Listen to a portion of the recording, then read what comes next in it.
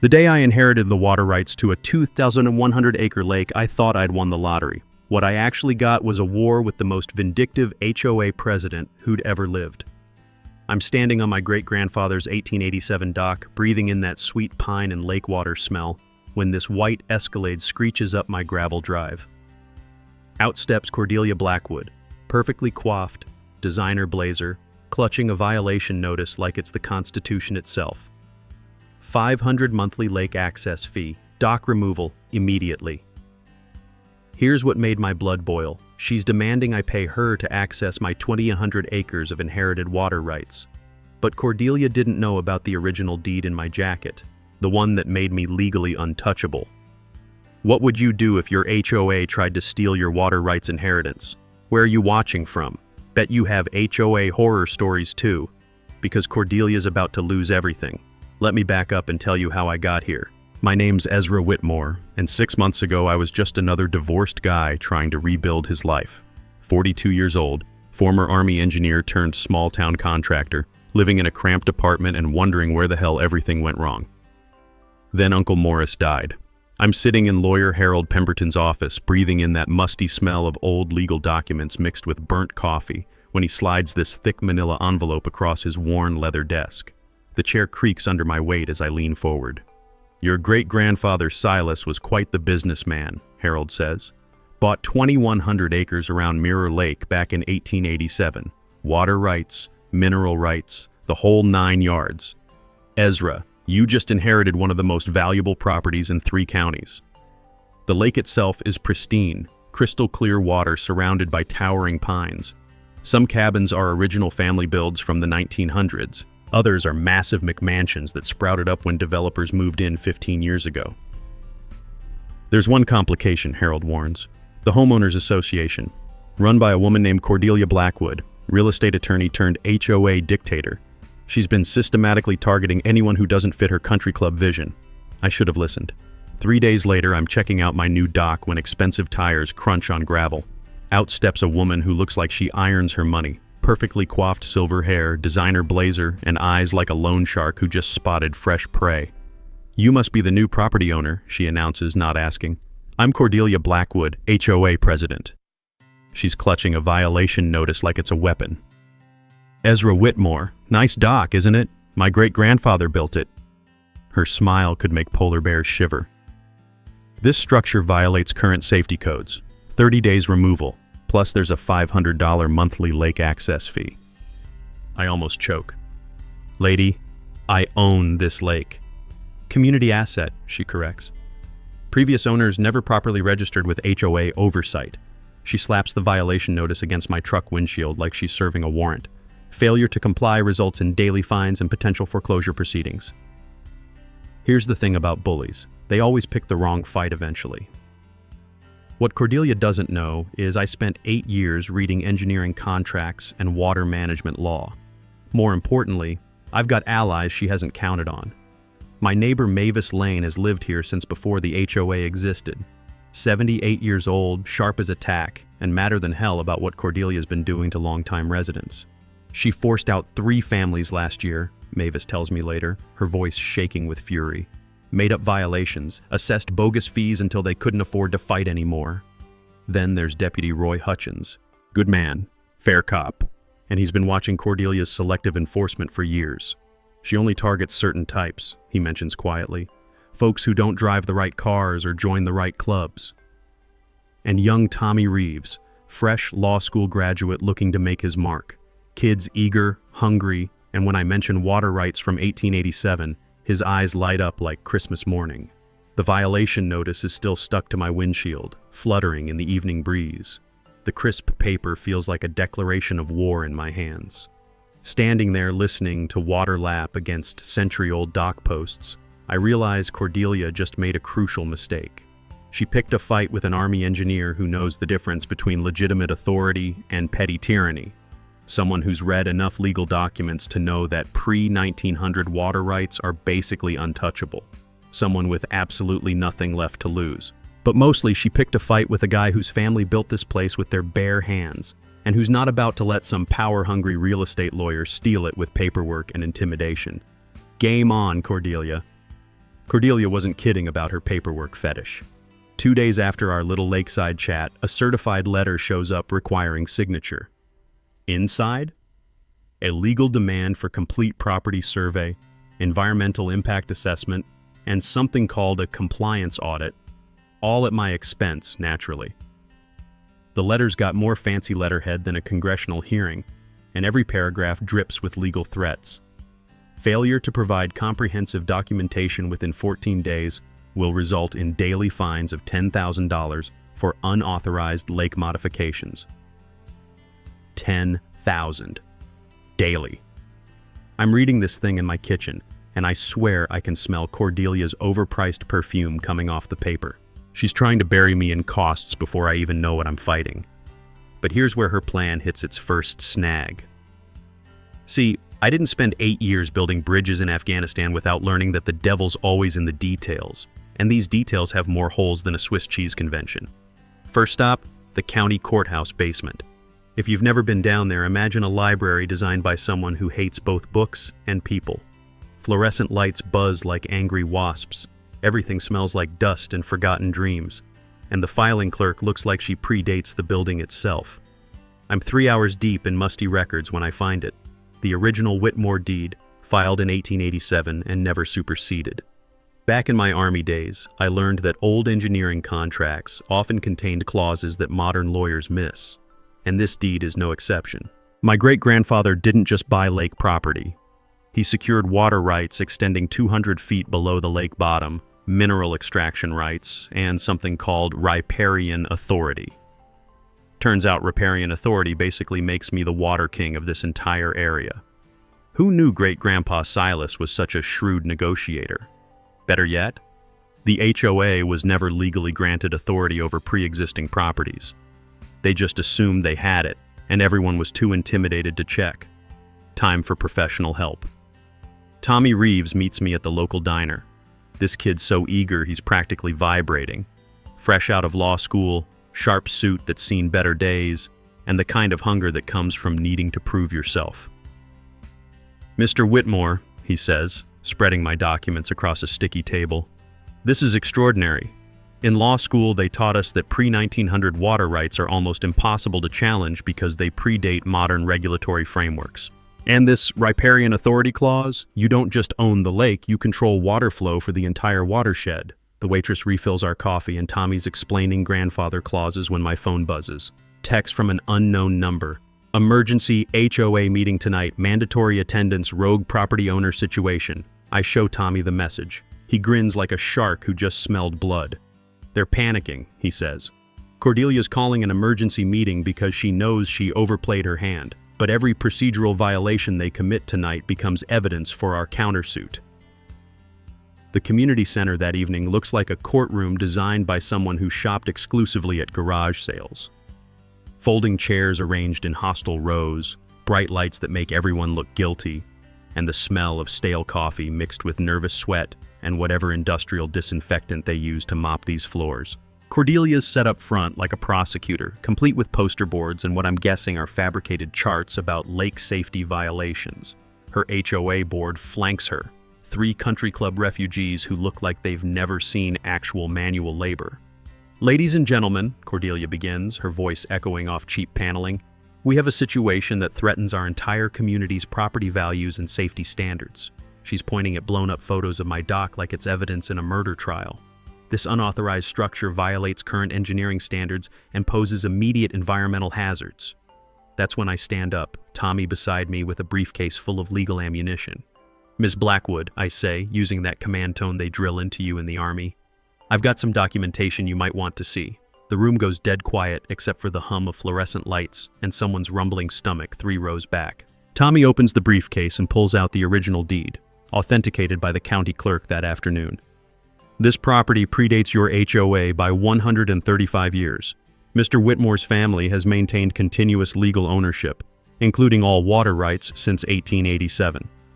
Cordelia's face cycles through about 6 shades of pale. "Those documents are irrelevant technicalities. The HOA has recognized jurisdiction over all lakefront properties. Actually," Tommy continues, spreading photocopies for everyone to see, You have no legal authority over pre-existing properties. None. And attempting to assess fees for water access you don't control constitutes theft of services. I watch Cordelia's perfectly composed mask start to crack. Her hands are actually shaking as she shuffles through her poster boards looking for some comeback that doesn't exist. Furthermore, I add, I'd like to know who authorized spending HOA funds on legal threats against property owners you have no jurisdiction over. That question hits the room like a grenade. Several residents start whispering, and I catch phrases like, "Where does our money go?" and "Never voted on this." Cordelia's mini twist? She doubles down. This meeting is over. All violations stand pending legal review. But walking out only makes her look desperate. Game 1 to us. Cordelia's next move came faster than I expected, and it was pure bureaucratic warfare at its finest. 3 days after that disastrous HOA meeting, I wake up to the sound of diesel engines rumbling up my gravel drive. Through my kitchen window, I watch not one, not two, but 3 different county vehicles park in my yard like it's a federal raid on a moonshine operation. Out step the enforcement squad, building inspector, septic inspector, and environmental compliance officer. All carrying clipboards, all wearing that grim expression government workers get when someone's made their morning miserable with paperwork. "Mr. Whitmore?" The building inspector's a decent guy named Pete, who I recognize from around town. He looks about as thrilled to be here as a vegetarian at a barbecue contest. We've received multiple anonymous complaints about unpermitted modifications and potential septic violations. We're required to investigate. Anonymous complaints. Right. I'm betting Cordelia's fingerprints are all over this, along with that expensive perfume that probably costs more than most people's car payments. They spend the morning crawling around my property like ants at a picnic. Pete's checking dock measurements. The septic guy's poking around the leach field with a metal rod that sounds like a dinner bell every time it hits stone. And the environmental officer is taking water samples like he's investigating the next Chernobyl. The whole time, I'm documenting everything with my phone camera. 8 years in the Army teaches you that when bureaucrats show up en masse, you better have your own evidence ready. I'm leaning against the old oak tree that's probably been watching this lake since before automobiles were invented, feeling the rough bark against my back and thinking about how my great-grandfather would have handled government inspectors. Probably with a shotgun and a lot less patience. "Mr. Whitmore," Pete calls out after 2 hours, wiping sweat from his forehead. "I've got to tell you, your property's in better shape than most places I inspect. Dock meets current engineering standards. Septic system's actually newer than required, and your shoreline restoration work exceeds environmental guidelines." That's when it hits me. All these violations Cordelia's been screaming about, complete fiction. But here's where the day gets interesting. While they're documenting my supposedly dangerous property, I'm documenting them. And Deputy Roy Hutchins, who just happens to be driving by during his patrol, stops to check on the commotion. "Funny thing, Ezra," Roy says, adjusting his hat against the afternoon sun. "Got 3 anonymous complaints this week, all from the same phone number. Same number that's been filing reports against longtime residents for months. Pattern's getting pretty obvious." Now that's what I call evidence. Cordelia's been weaponizing county resources as her personal harassment squad. That evening, Tommy shows up at my place with a legal pad covered in notes and the kind of excitement that comes from striking gold. "Ezra, you're not going to believe what I discovered while researching property boundaries." He spreads out a survey map on my kitchen table, pointing to lines that extend way further than I realized. "See this easement running along the waterfront? It cuts right through the middle of Cordelia's precious mansion property. Her dock, her boathouse, half her landscaping, it's all sitting on your family's land." I nearly choke on my coffee. "You're telling me the HOA queen's been trespassing on my property?" "Gets better." Tommy grins like he just won the lottery. The HOA never filed proper easement agreements when they incorporated. Back in law school, they taught us that easement violations can void entire development agreements. If they've been operating on invalid land use assumptions for 15 years, their whole legal framework could be meaningless. The pieces are clicking together like a perfectly engineered mechanism. Tommy pulls out more documents, his excitement building. I've been digging through HOA financial records, the public ones anyway. They've spent over $40,000 on legal fees this year alone, all targeting specific homeowners. Never put it to a member vote, never disclosed where the money was going. "Let me guess," I say. Watching his expression confirmed my suspicions. All targeting people who don't fit Cordelia's vision of suburban paradise? Exactly. And here's the beautiful part. Every single legal action was based on false premises. She's been using HOA funds to finance personal vendettas. The next morning brings another certified letter, but this time I'm ready.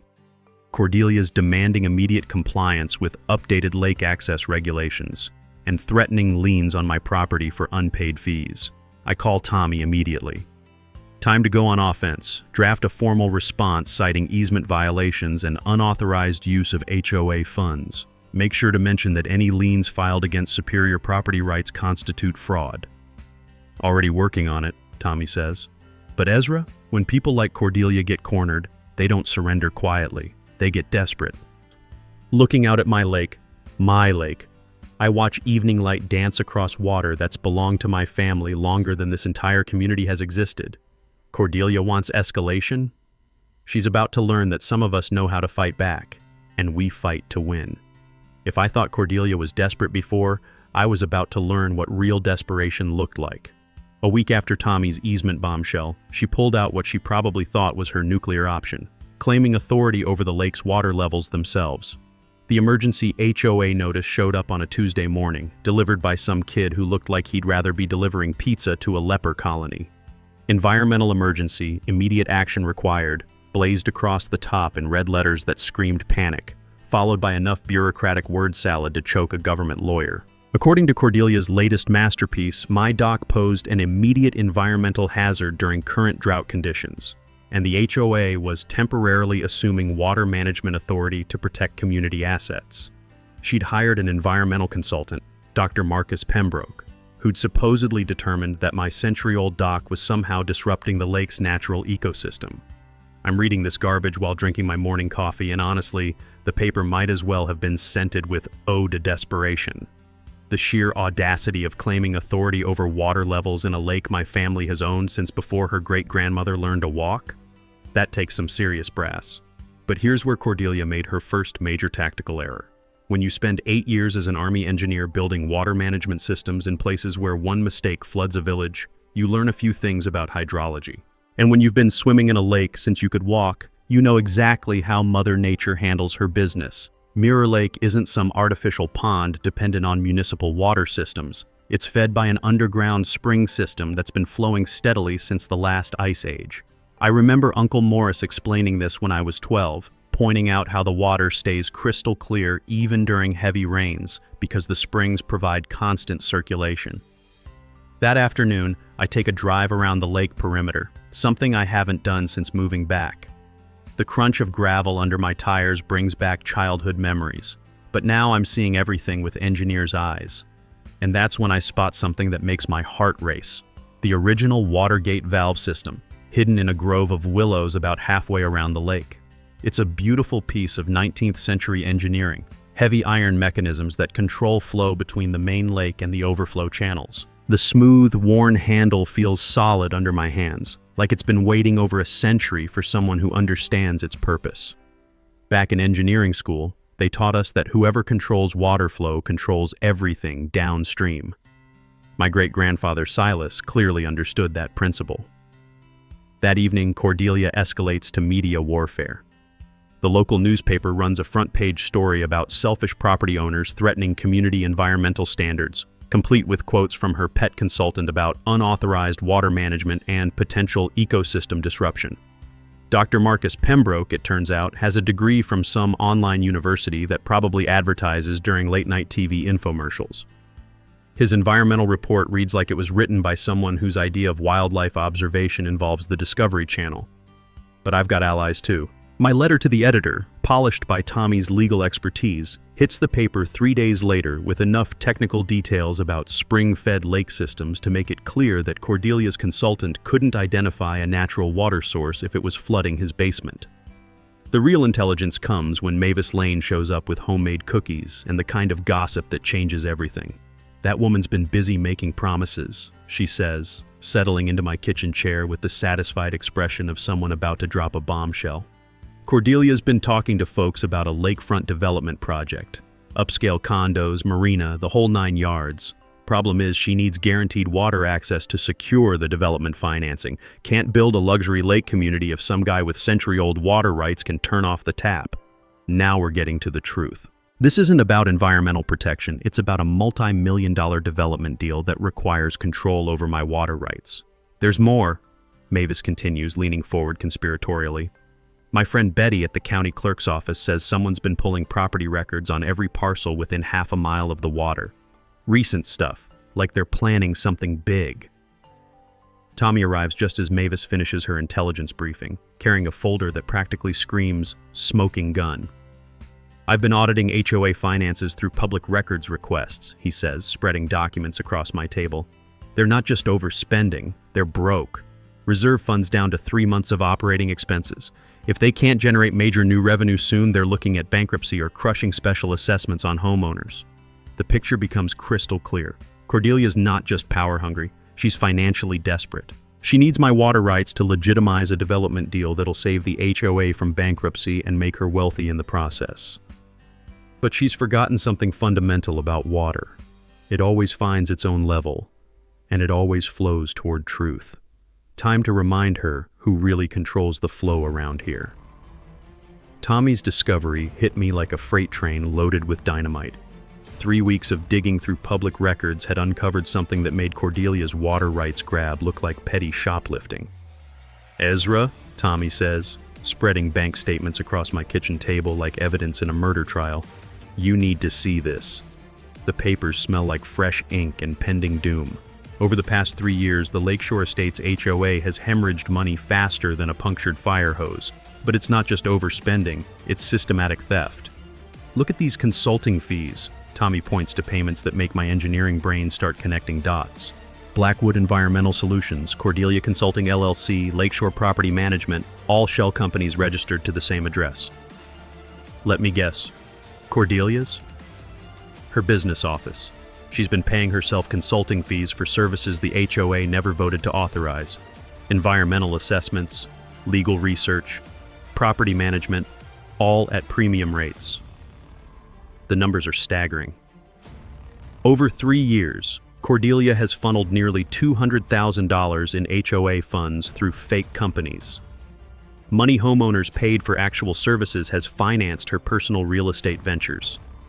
You know what they say about people who steal from their neighbors?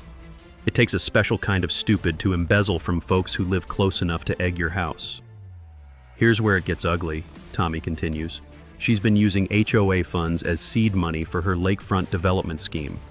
These property option agreements show she's quietly securing lakefront parcels. The contracts reveal Cordelia's been paying option fees and deposits with stolen HOA money.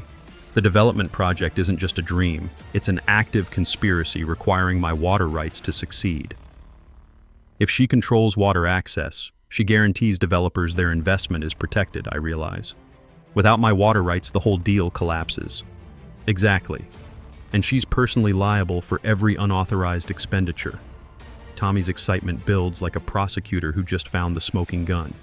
HOA board members have fiduciary duty to the community. Violating that creates both civil and criminal liability. The printer whirs again, generating more evidence.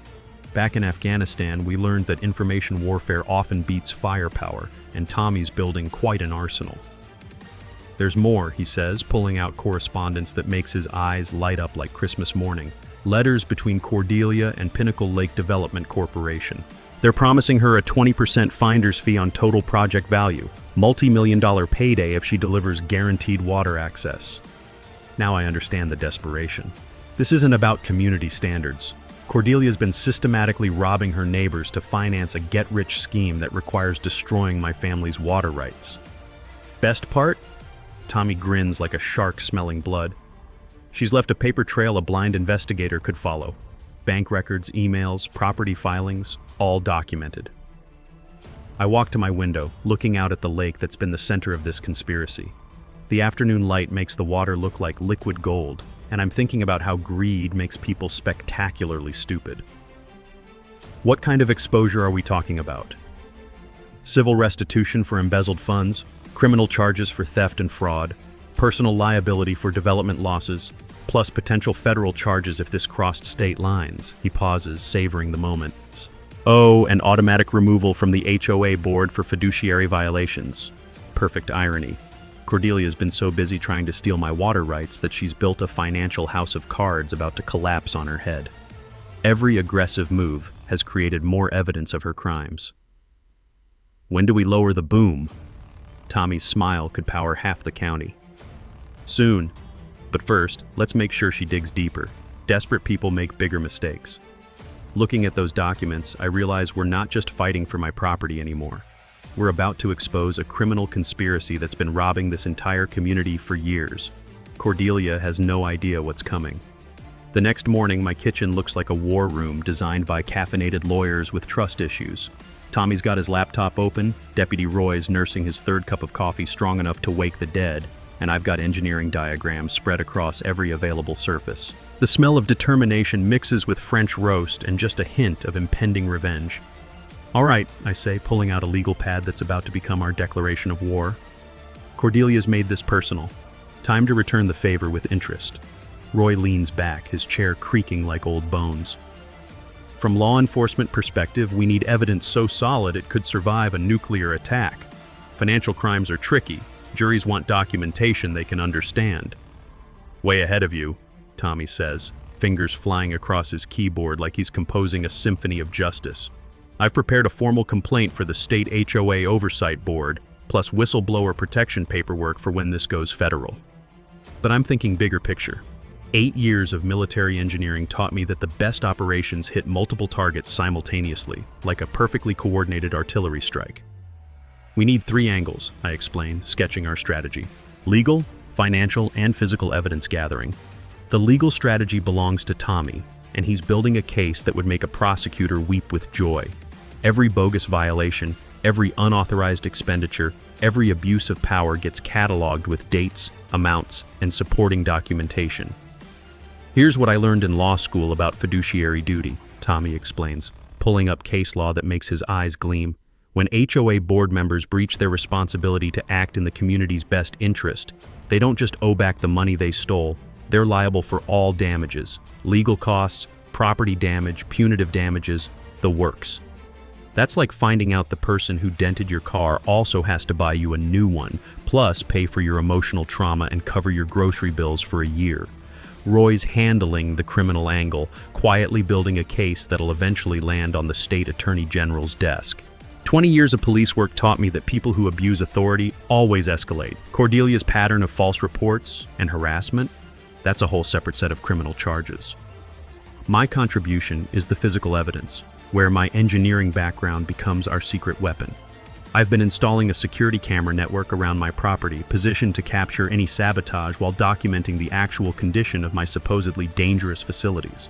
But the real trap involves something Cordelia doesn't know exists, a comprehensive water monitoring system. Using the same flood management sensors we deployed in Afghanistan, I'm creating scientific documentation of the lake's natural patterns.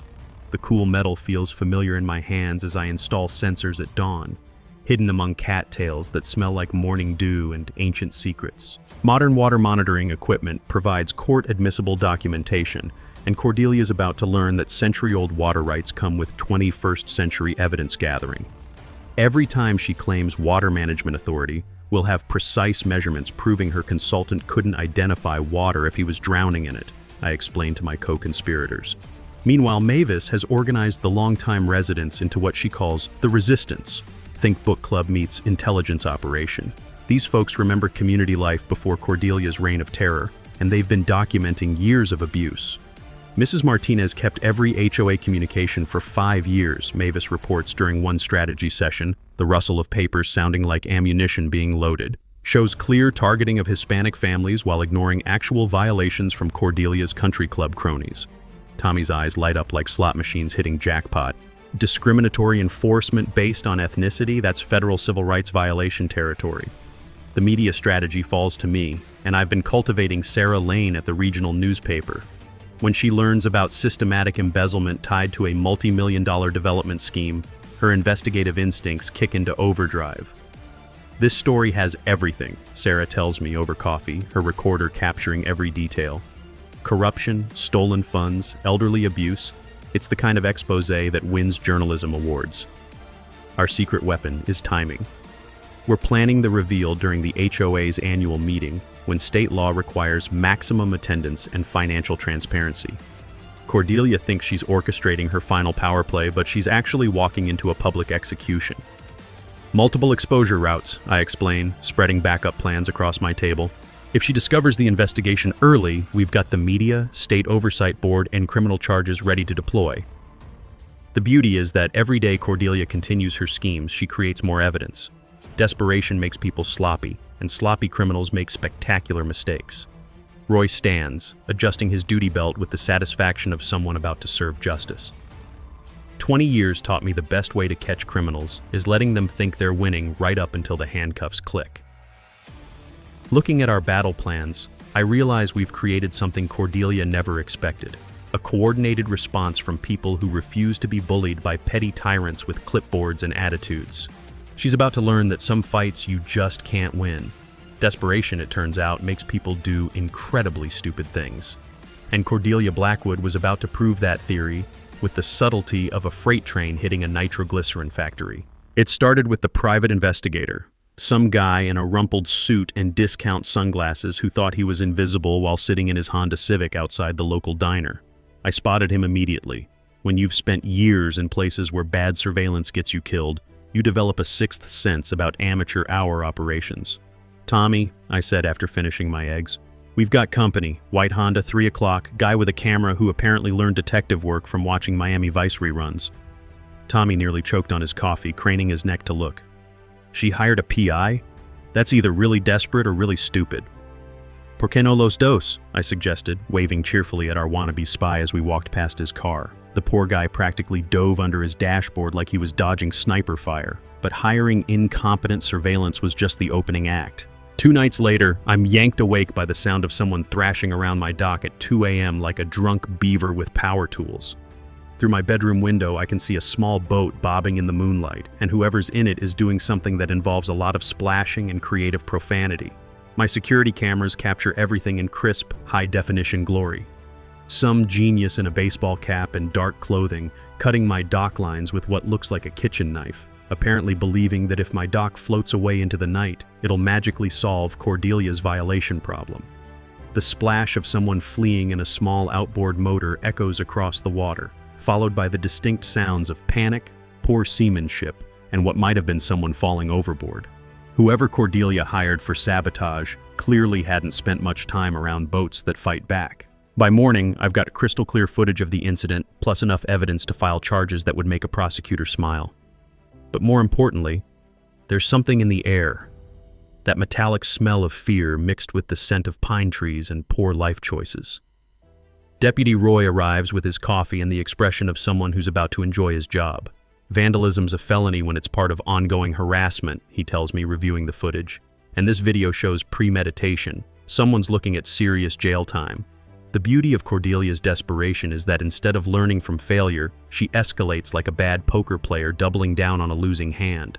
Suddenly, local Facebook groups explode with anonymous posts about the dangerous outsider threatening community safety. My mailbox gets stuffed with flyers claiming I'm planning to industrialize the lake and destroy property values.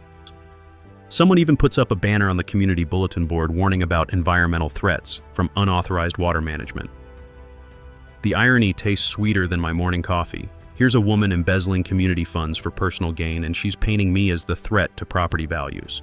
But Cordelia's masterpiece of desperation arrives via certified mail, a foreclosure notice claiming I owe $15,000 in accumulated fines, plus attorney fees and administrative costs for violations on property the HOA has no authority over. $15,000 for imaginary violations, on land they don't control, for fees I never agreed to pay. Tommy nearly falls off his chair laughing when I show him the notice. "This is beautiful," he gasps, wiping tears. "She just committed multiple felonies in writing.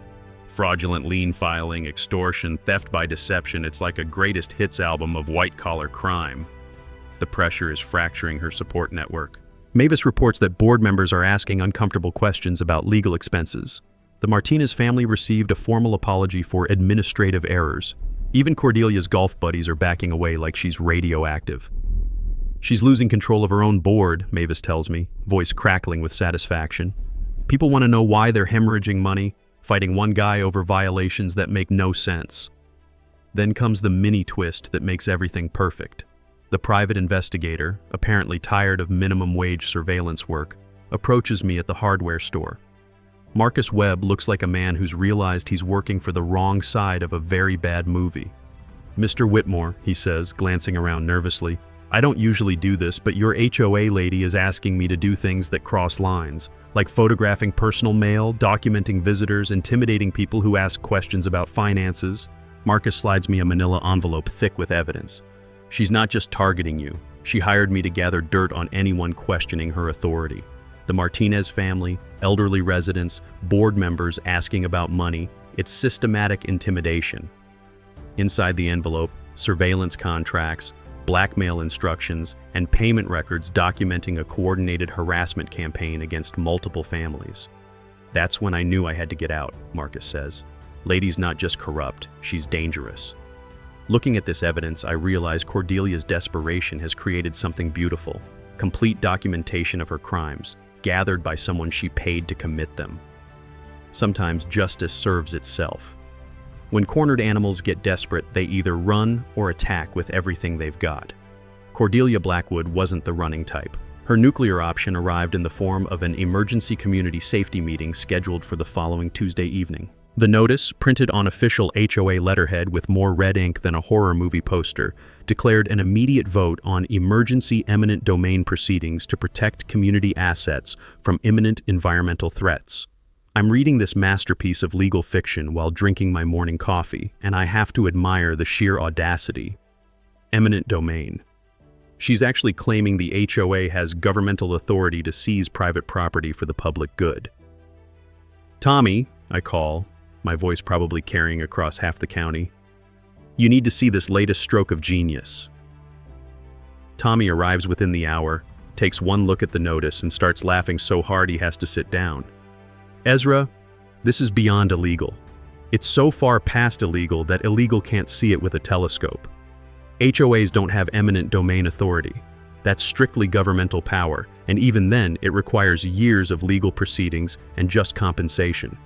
But here's the terrifying part. Cordelia's betting that most residents don't understand the legal impossibility of what she's proposing. She's gambling that fear, confusion, and her own authority will be enough to ram through a vote that sounds official but has all the legal validity of a monopoly property deed.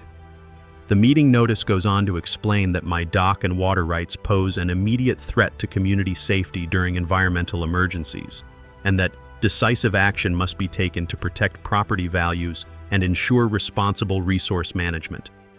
She's even invited Channel 7 News to cover the emergency community response to environmental threats.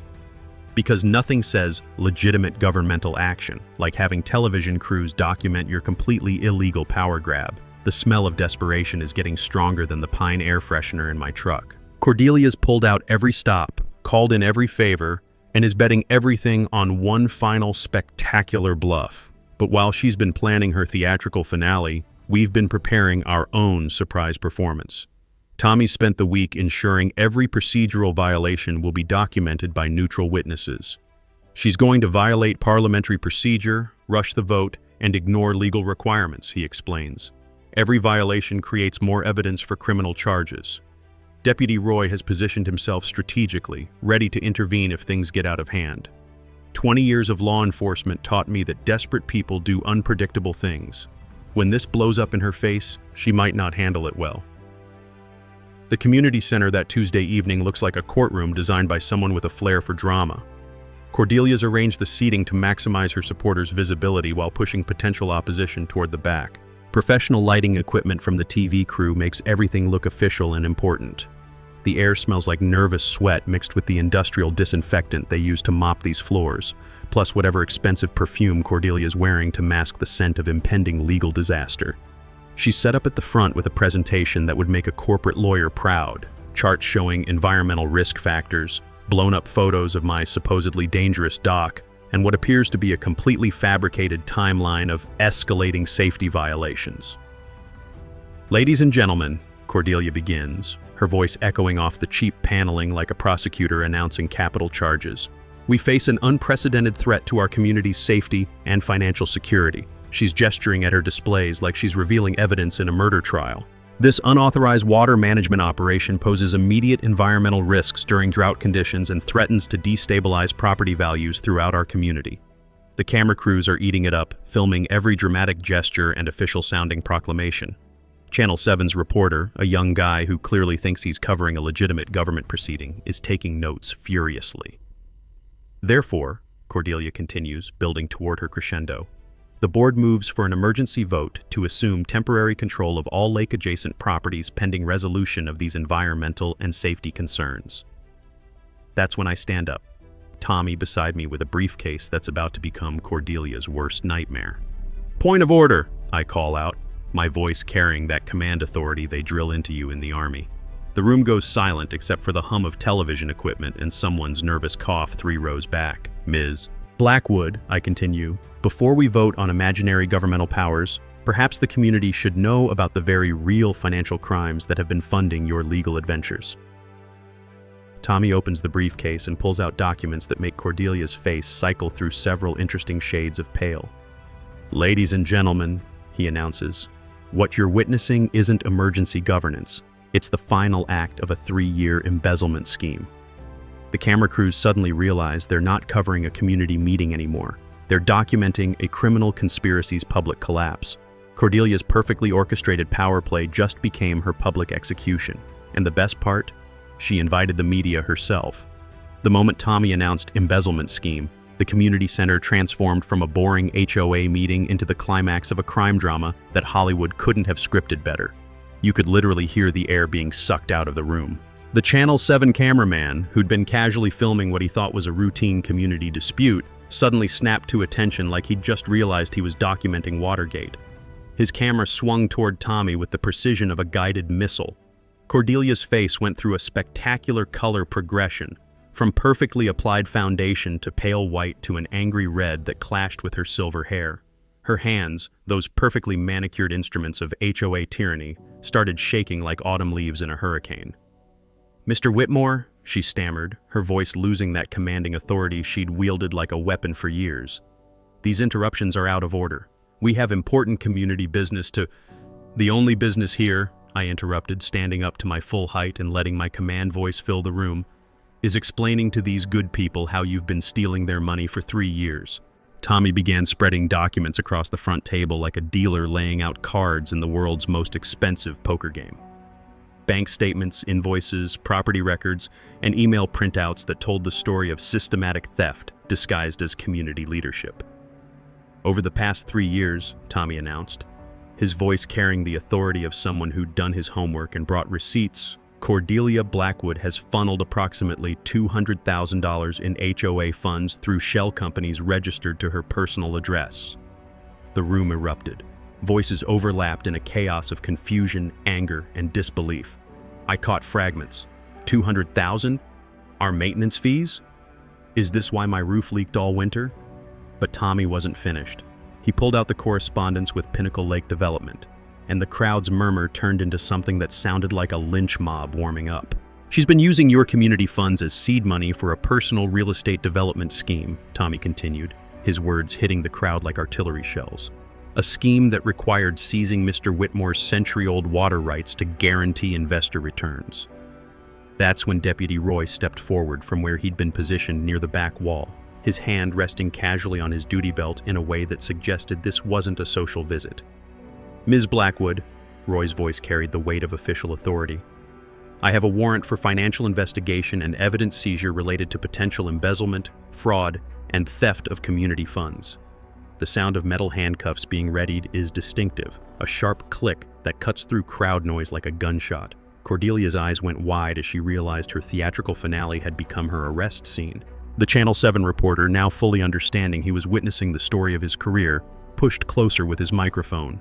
"Ms. Blackwood, do you have a response to these allegations of embezzlement and fraud?" Cordelia's response was perhaps the most honest thing she'd said in years. Complete, speechless panic.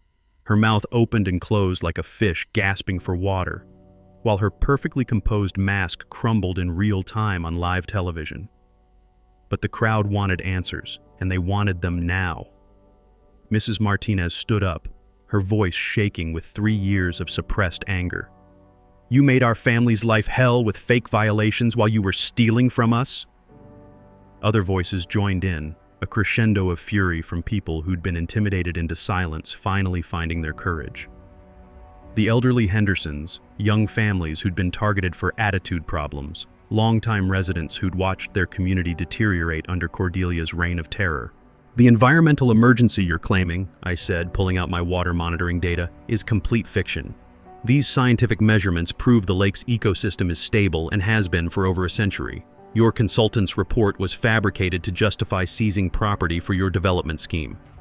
Tommy added the final blow. "Every HOA board decision made while Ms. Blackwood was embezzling funds can be legally voided. Every fine, every violation, every fee assessment, all subject to complete reversal and restitution." That's when Cordelia made her final mistake. Instead of maintaining dignity in defeat, she tried one last desperate play. "This is all lies," she screamed, her composure completely shattered. "These documents are fabricated. This man is trying to steal community property that belongs to all of us." The irony was so perfect it practically sparkled. A woman who'd spent 3 years stealing from her neighbors standing in a room full of evidence documenting her crimes, accusing someone else of theft. Deputy Roy stepped forward with handcuffs that gleamed under the television lights. "Cordelia Blackwood, you're under arrest for embezzlement, fraud, and theft of community funds." The metallic click of handcuffs closing around her wrists provided the punctuation mark for the end of her reign of terror. The Channel 7 cameras captured every moment as the most powerful person in 3 counties was led away in handcuffs, her white Escalade soon to be evidence in a criminal investigation. Justice, it turns out, has excellent timing. 6 months later, I'm standing on that same weathered dock my great-grandfather built, but everything else has changed in the most beautiful way imaginable.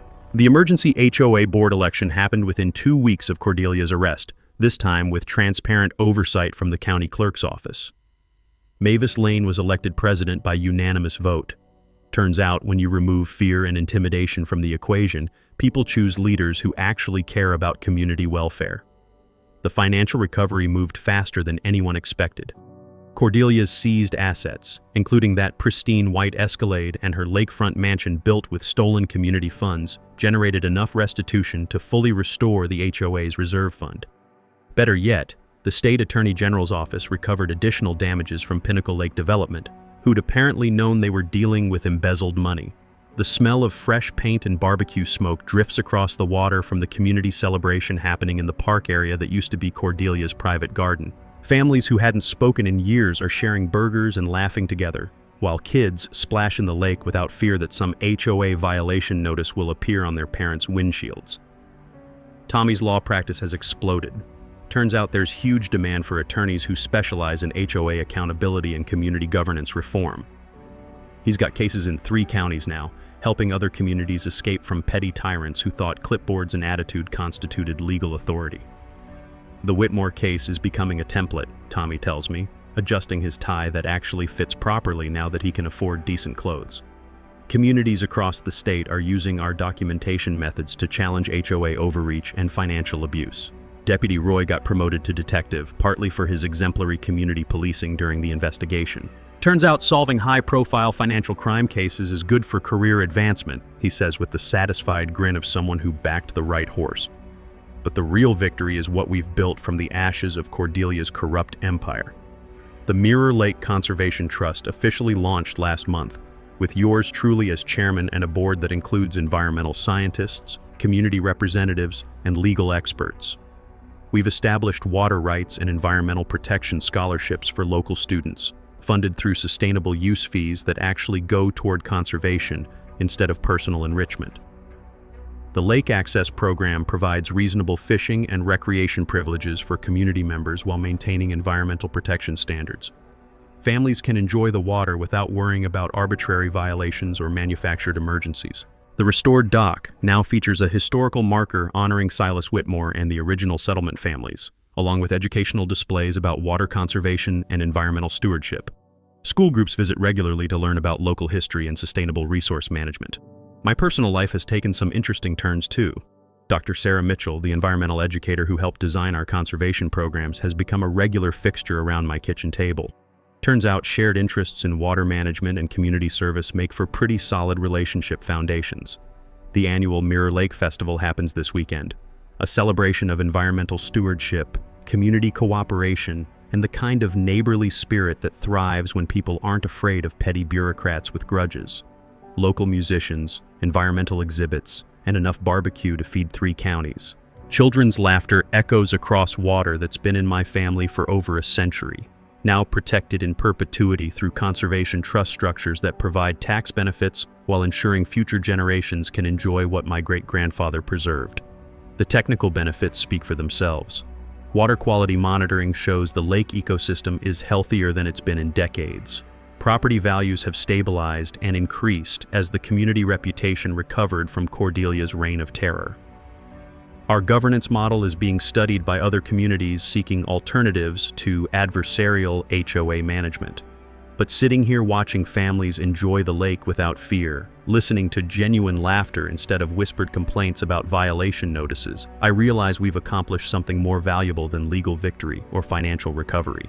We've proven that communities can fight back against petty tyrants and win. We've shown that ordinary people with determination and proper documentation can defeat corruption and restore decent governance. Thanks for hanging out with us on HOA Stories, where the HOA Karens meet their match. If this story had you cheering or cringing, go ahead and like the video, drop a comment with your reaction, and hit subscribe so you're ready for the next wild HOA tale.